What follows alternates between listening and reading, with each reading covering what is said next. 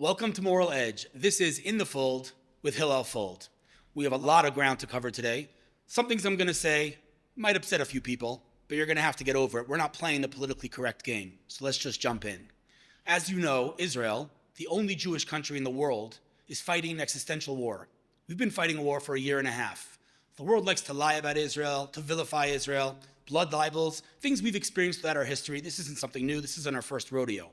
But I want to address those blood libels, debunk the lies. Let's just jump in. As far as the war is concerned, people from around the world might be watching CNN or BBC and think, we're in a war zone, we got rockets falling on our heads, Israel won't survive. Clearly, look around, that could not be farther from the truth. So I want to give you a unique perspective on this war, and I'm going to give a disclaimer first. Everything I'm going to say, put it in parentheses. No one is belittling the devastation, the mourning, the loss. That stands alone. And everything I'm going to say does not contradict that. Now that we got that out of the way, this war, unlike any war before it, from beginning to end, is one big miracle. You heard that right. I'm sure you're thinking, miracle? October 7th? How could you say that? Let me explain.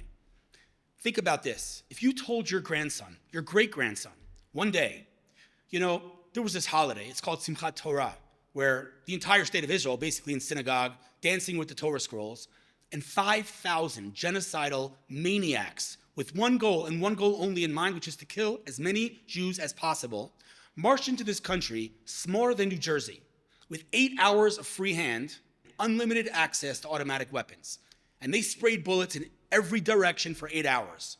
Your great-grandson's going to look at you and say, how many millions of people did they kill that day? And you're going to say, millions? They didn't kill millions. And then he's going to say to you, all right, well, how many hundreds of thousands?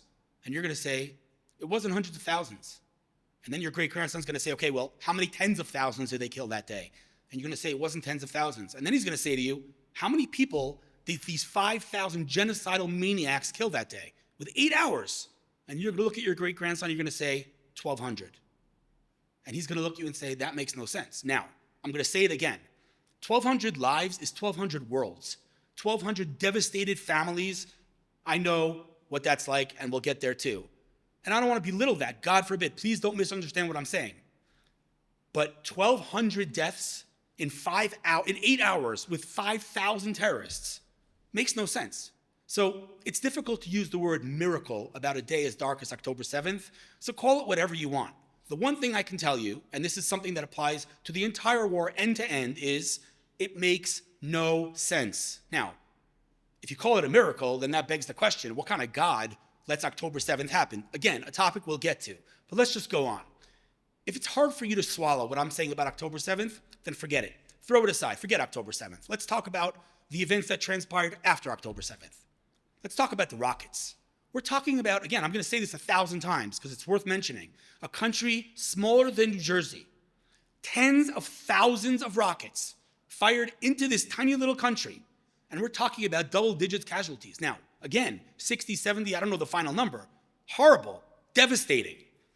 But tens of thousands of rockets and only, quote-unquote, 70 casualties? Again, it makes no sense. So let's talk about the Iron Dome. If you're watching and you're not familiar with the Iron Dome, it's an aerial defense system developed by Israel that, for all intents and purposes, is the clouds of glory, like we know from the Torah, which is a dome above the state of Israel that detonates rockets mid-air. I'm going to repeat that. A system that detonates rockets mid-air. Now, I had an amazing opportunity to sit with Dr. Danny Gold, who invented the Iron Dome. Now, I want to be very clear. This is not a religious man. And I said to him, Dr. Gold, tell me the story of how you built this world-class aerial defense system, the likes of which does not exist anywhere in the world, and we're talking about over 95% precision. How did you do it? What's the story? And he told me the following story. He said rockets were raining down on Israel, and he brought some of the brightest minds into a room and said, we need to fix this problem. And everyone came up with their own ideas, and he said, that's not good enough. I want to detonate the rockets mid-air. And there was silence in the room. They said, you want to what? He said, I want to detonate the rockets mid-air. And they said, Dr. Gold, that's not possible.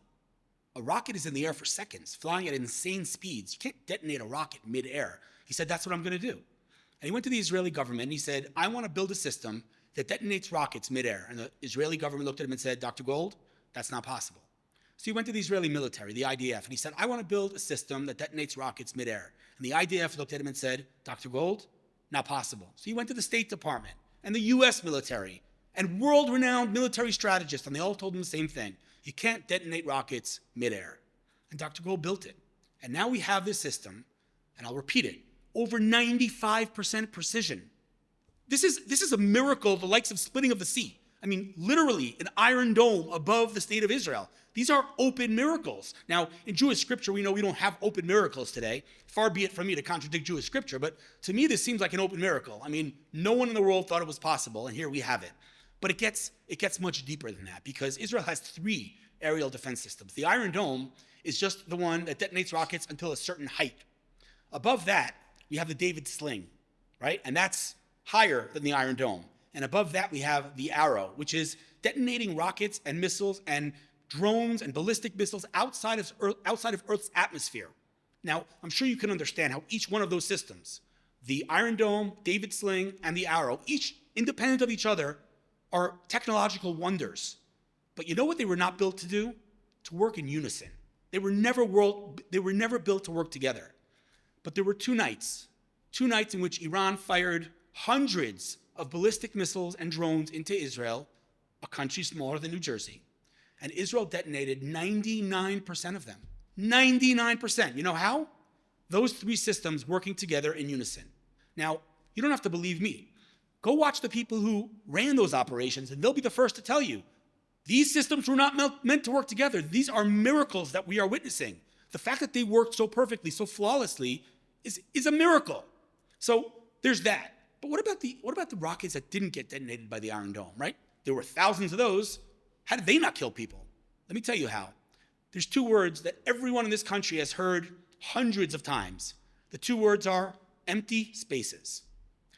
The rockets that were not detonated by the Iron Dome or David Sling or the Arrow system fell into empty spaces. Now, if you've ever been in Israel, you know there are no empty spaces in this country. And if you haven't, go look at Israel on a map. This is a little speck on a map. There are no empty spaces.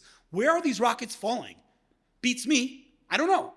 But, the miracles don't stop there. And again, it's difficult to use the word miracle about this because miracle has a positive connotation. This isn't a positive thing I'm about to tell you, but, on October 7th, as the devastation unfolded and we started to understand what was going on, I told myself, as a cup half full kind of guy, at least the silver lining is that at least the world is going to stand with us now, because Hamas live streamed atrocities, and I don't need to repeat what they did. You know, and if you don't know, Google it, but at your own risk, not for the weak of heart, the faint of heart. I said to myself on October 7th, the silver lining here is that the world will definitely stand with Israel. These guys live streamed these atrocities. I'm talking murder, rape, abduction, pedophilia.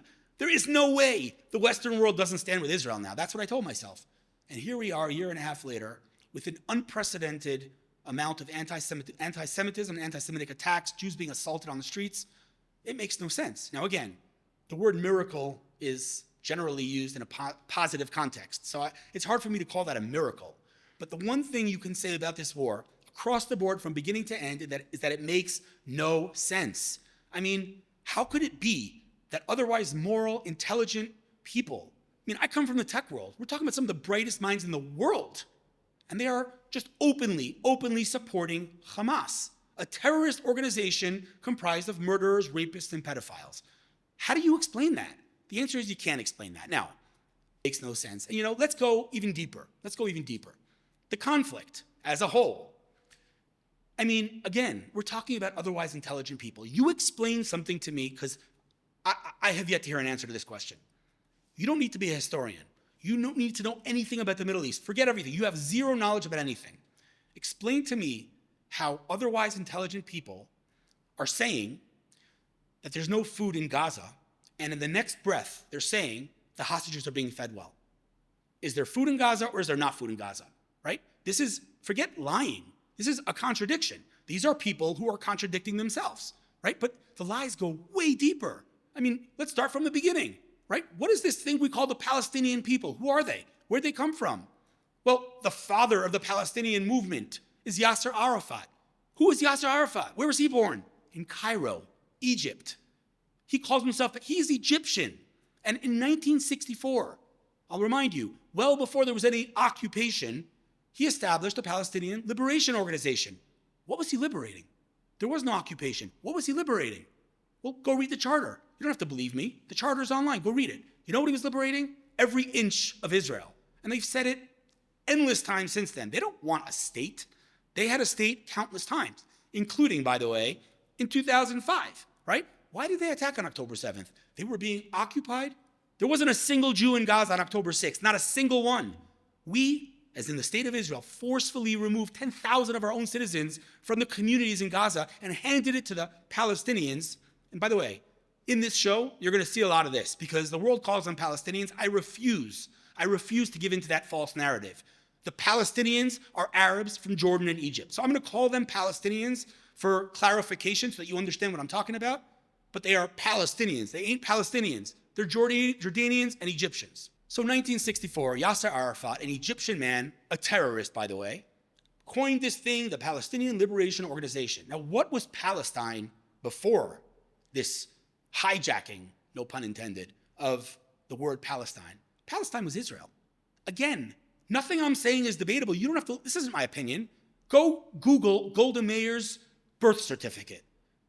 It says Palestine. Palestine was Israel. The word Palestine was established by the Romans to try to humiliate the Jews. And that's what it was called. But Israel was Palestine. We have actual coins that say Palestine and in parentheses, Eretz Yisrael, the land of Israel. Palestine was Israel. Comes along this dude, Yasser Arafat's like, I'm gonna hijack this name. 1964, started the Palestinian Liberation Organization. And like every lie about the Jews, the world just ate it up. Just ate it up. And since then, they're calling themselves Palestinian refugees. They're refugees in the open-air prison that is Gaza. So let me ask you a question. Speaking of contradictions, if you're a refugee, aka you're not in your home, and you're living in an open-air prison, kindly explain to me why when Trump says to you, please, you leave and I'll build you housing, I'll give you a good life somewhere else in the world. Why are they saying, no, I want to stay, this is my home? Wait a second. Didn't you tell me yesterday you were a refugee? If you're a refugee, how are you home? Again, contradiction. The same people yelling, globalize the intifada. What is an intifada? Google it. An intifada is a violent uprising. We had 2 intifadas in Israel. Buses blowing up, cafes blowing up, suicide bombers. That's what intifada is. So they say globalize the intifada, aka bring radical Islam to the streets of the West. And then the next breath, the same people are saying ceasefire now. Do they understand that they're contradicting themselves? That's the thing, though. The entire Palestinian narrative from day one is one big lie. And when you lie, the lies start to pile up. And then we see intrinsic paradoxes in their entire narrative. They are contradicting themselves nonstop, right? They say Gaza was an open-air prison on October 6th. That's why they attacked. And then Israel does what it does. And now it's, before October 7th, Gaza was paradise. Look what the Zionists did. Right? Speaking of the Zionists, they're like, oh my God, world genocide, they're killing us, help us. And then the next day, we defeated the Zionists. Dude, make up your mind. And again, you don't have to know anything. Just listen to the things they're saying. They are lying like they breathe. They open their mouth, they lie. Everything about their identity from day one is a lie. And it's important, whether you are on the quote unquote Israel side or if you lack a moral compass and you're on the Hamas side, know the facts. You don't have to believe my opinion. Know the facts, know history. Let me ask you a question. The most fundamental premise of the entire conflict is Israel's oppressing the Palestinians, and that's why they're committing terror. Now, if you have the intelligence of a third grader, I'll ask you a question. If A, right, the oppression causes B, terror, presumably if you remove A, B should disappear, right? Just third grade logic. So you're telling me that the oppression causes terror, therefore, if I can prove to you when there was no so-called oppression, that there was still terror, Arab terror against Jews, well, that just, takes the entire narrative and throws it out. So let me tell you something. 1929, no occupation, no oppression, no state of Israel. There was no state of Israel in 1929. The Hebron massacre, Arabs massacring Jews in Hebron, one of the holiest cities in Israel. Explain that to me. They were killing Jews for the future oppression, the future occupation. Why were they killing Jews back then? Why were Muslims killing Jews for centuries? There was no state of Israel. And if they want a state, why didn't they take it in 1947? Do you know what happened in 1947? Let me tell you what happened. After the Jews were butchered in Europe, the UN, which, as far as I'm concerned, does not have any justification to exist today. In fact, it existed just to establish the state of Israel. As far as I'm concerned, they should have shut the doors the day after, but let's leave that aside for now. 1947, the UN said, all right, let's give the Jews a state, let's give the Arabs a state, let's call it the partition plan. Great. The Jews said, no problem, done, finished, let's go, we got a state. The Arabs said no. Why did they say no? The same reason. They don't want a state. They want no Israel. How do I know that? Because it says it in their charter. Forget the charter, it says it in the Quran. Right? They want to kill infidels. This is radical Islamic stuff. You could call them the PLO, you could call them ISIS, you call them Hamas, Boko Haram, Hezbollah. It's all the same garbage. It's all radical Islam. What do they want to do? They want to kill all Jews and all infidels. Right? And if you're in the West and you think, you're going to throw the Jews under the bus and let them kill the Jews, there should be no doubt and no misunderstanding here. Again, when someone tells you what they want, believe them. They're not just coming after us. We're just the first stop. They're coming after you next. They call Israel the little Satan and America the big Satan. So it's not just Israel. It's not just the Jews. But the lies just go deeper and deeper, right? We're committing genocide. So Israel's so strong and so mighty, and no one debates the fact that we could flatten Gaza with our Air Force like that. So we're trying to commit genocide, aka kill every person in Gaza, and yet we're sending in foot soldiers and risking the lives of our children instead of using our Air Force, one of the strongest air forces in the world, to just flatten Gaza. So are we trying to commit genocide or are we not trying to commit genocide, right? From the river to the sea, our favorite chant that our pro-Palestinian people love to say all day long, from the river to the sea, let alone put aside the fact that they don't even know what river and sea they're talking about, but from the river to the sea means erase Israel. That's what it means. What's a two-state solution? The same people saying from the river to the sea are saying a two-state solution. You can't have both. But again, the lies run so deep. Everything about their identity from day one has been to erase Israel. And the reason that Israel is such a flourishing country, which we'll talk about, and the reason Israel's thriving is because we spent the last 60 years building an amazing country. And the reason they don't have a state is because they spent the last 60 years destroying a country. They don't have any positive identity. Their entire identity is to erase Israel. And that's why they look the way they look, and their homes and their villages and their towns look the way they look, and that's why Israel looks the way it looks. And by the way, let's not forget the apartheid lie, right? Our favorite, Israel's an apartheid state. We have anti-Zionist Arabs in our parliament. I'm going to pause and let you understand what I just said. Israel has anti-Israel members of parliament that are Muslims. Does that sound like an apartheid to you? Israel has Arab Supreme Court justices. Israel has Arab doctors. Israel has Arab pharmacists. In fact, most pharmacists in Israel are Arabs. What apartheid? You want to talk about apartheid? Try walking into an Arab village or town in what the world likes to call the West Bank, which is Judea and Samaria, by the way. Why is it called the West Bank? Because if you call it Judea and Samaria, what you're saying is that the Jews are indigenous to that land, because Judea, that's where the word Jew came from, right? So let's call it the West Bank. So if you want to know what apartheid is, try walking into an Arab village. I was by one yesterday, by the way. I was at a wedding, and to go home, there were two options. I could either continue to drive, a mile or two and then make a U-turn, or I could pull into an Arab village and make a quick U-turn. It would have saved me 20 minutes. But if you drive into there, you know what happens? You get lynched.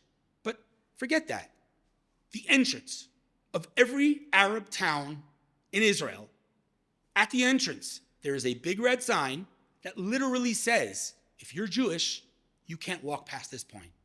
Can you imagine, just for 1 second, just entertain this idea. Can you imagine walking into a town in New York and there's a big red sign that says, if you're black, you can't walk by here. If you're Christian, you can't walk by here. If you're a woman, you can't.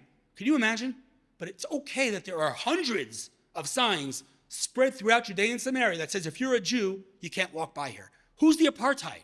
Right? Colonialists. We're colonialists. Have you looked at a map lately?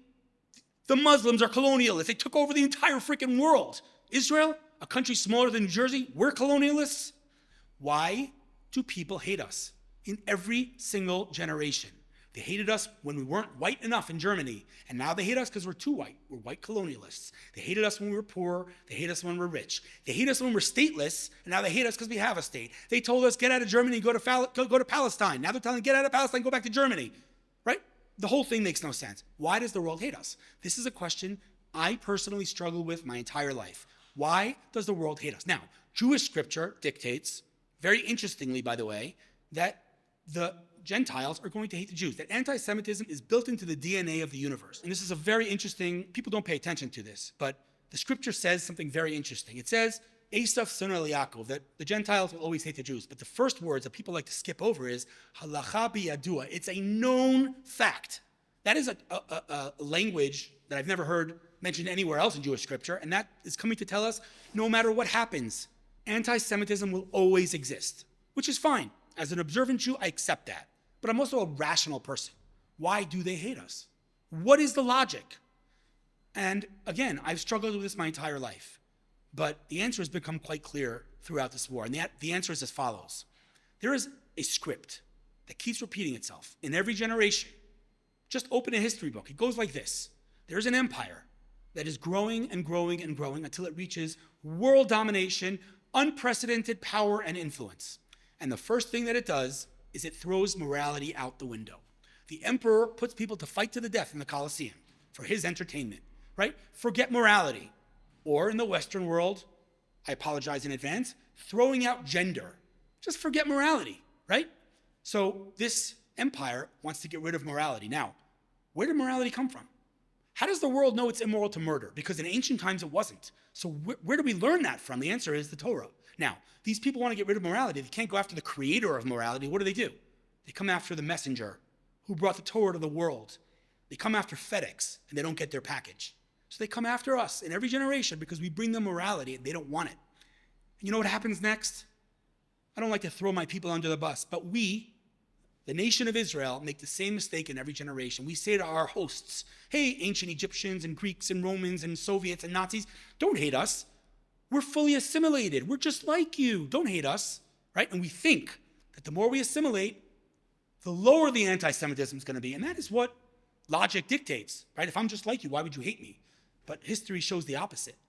The more we assimilate, the more they hate us. Because we come and we say to them, we're just like you. And they say, no, you're not.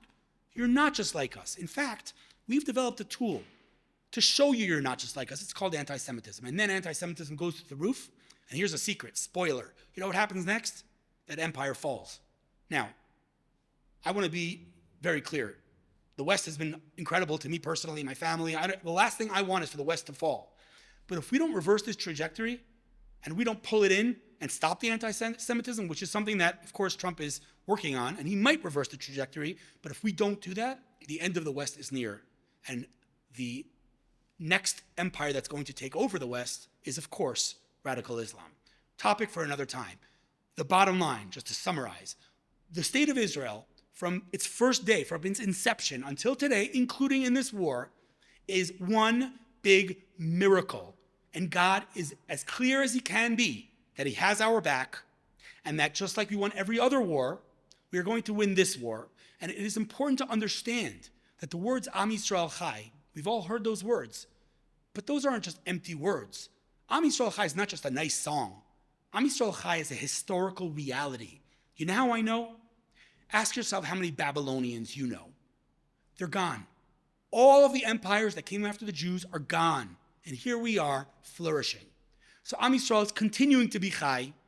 And while it's extremely hard to swallow what I'm about to say, we will dance again. And you know how I know? Because every Jewish holiday, without exception, is the same thing. They tried to annihilate us. They didn't. We won, and today we celebrate. It's Purim, near annihilation of the Jewish people. It's Hanukkah, a war we were not going to win. It's Passover, slavery. And here we are celebrating. So today, Simchas Torah, the holiday on which October 7th transpired, is a dark day, and it's stained. And we feel like it's going to be stained forever. But it won't be, because we will dance again like we dance on every other holiday, because Am Yisrael Chai.